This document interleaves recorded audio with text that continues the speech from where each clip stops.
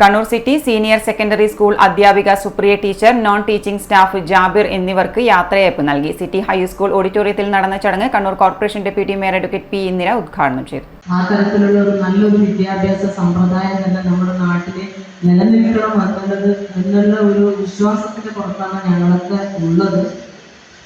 എന്തായാലും നല്ല അധ്യാപകന്മാരായി കുട്ടികളുടെ മനസ്സിൽ എപ്പോഴും നല്ല അധ്യാപകന്മാർക്ക് എപ്പോഴും സ്ഥാനമുണ്ട്. എന്നെയൊക്കെ ഒരുപാട് അധ്യാപകന്മാർ നമ്മളെ പഠിപ്പിച്ചിട്ടുണ്ട്. പക്ഷെ ആ പഠിപ്പിച്ചതിൽ നിന്ന് നമുക്ക് നേർവഴിക്ക് നയിച്ച നമ്മളെ നല്ലതിന് വേണ്ടി ചൂണ്ടിക്കാണിച്ചു തന്നെ നമ്മളെ ശാസിച്ച് ശിക്ഷിച്ച ടീച്ചർമാര് ഇന്നും നമ്മുടെ മനസ്സിൽ തങ്ങി നിൽക്കുന്നുണ്ട്. അതാണ് നമ്മൾ പറയുന്നത്, അധ്യാപകന്മാര് ആ ഗുരു ശിഷ്യ ബന്ധം എന്ന് പറയുന്നത് അത് ആഴത്തിലുള്ള ഒരു ബന്ധമാണ്.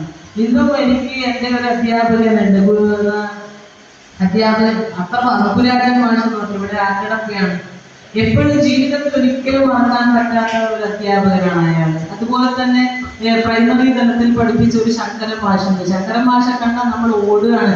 എന്തെങ്കിലും തെറ്റ് കാണിച്ച് എന്തെങ്കിലും കുസൃതി കാണിച്ചു കഴിഞ്ഞാൽ അദ്ദേഹം പിന്നാലെ വരും.